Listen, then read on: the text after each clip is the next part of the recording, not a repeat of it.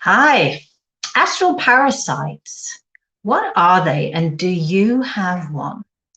Hey, my name is Natashabailey from Soulmission. So if you've been wondering whether you've got an astral parasite, I'm going to tell you about some of the symptoms that you might be experiencing, what I did in my experience of having astral parasites, and how possibly I could help you. So first of all, what is an astral parasite? An astral parasite is a type of entity. So it's the kind of entity that just likes to suck on your energy field.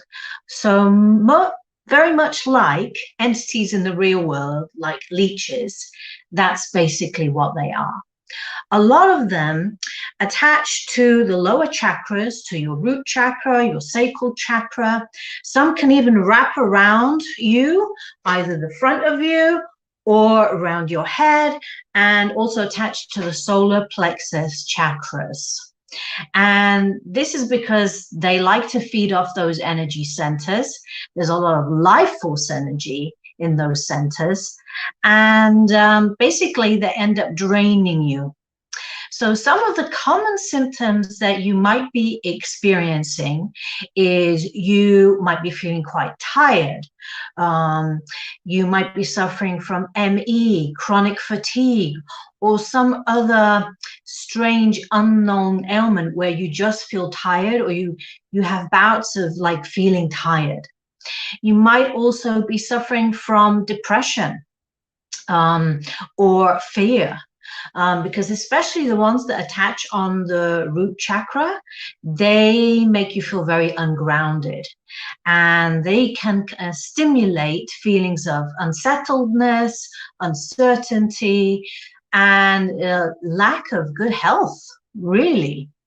So let me explain my experience. So I had a couple of astral parasites attached to me, and I had a lot of those similar symptoms, including feeling tired, ungrounded, but I also had some kind of sexual health problems.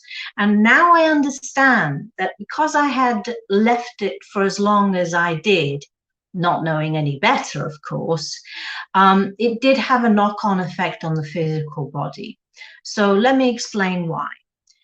So what they do is they tend to attach to the chakra cone or go inside the chakra cone and suck on your life force energy through the chakra cone. So if they're sitting for a very long time in your sacral chakra cone, you could end up with issues such as fibroids, endometriosis, painful periods, or other kind of ailments in that area of your body. Similarly, if you've got parasites attached to your solar plexus, right, you're going to feel very powerless. You might struggle to set boundaries, or you might not have that kind of get up and go, that stamina to do things in life. So what I did is I did ask for a healer to help me remove them. And I remember the moment very clearly. Although he didn't tell me when he was going to remove them, I felt it. I was in the middle of doing a remote session with somebody, and I immediately felt like this kind of relaxation and crackling happened in my lower energy centers. And because I had another one wrapped all the way around me to the front, I immediately felt all the tension in my mind, in my brain, just releasing. So it was like a crackling and a releasing sensation. And I remember within a few hours, I felt all my energy coming back. It was like someone had switched on the lights again for me internally, and I got so much of my energy back. So I am also now trained to remove these astral parasites, and it's part of my general entity clearing protocol. So let me know what you thought of this video. I love your comments, feedback, and if you feel like someone in your life could really do with a checkup then please share this video with them. You know, astral parasites is a very common issue in the world, and we really don't need to be suffering as much as we are. It's just part of your spiritual hygiene to make sure that you don't have these beings in your entity, in your field.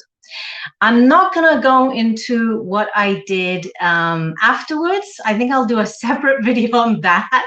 So if you're here on the live stream, I would say stay put.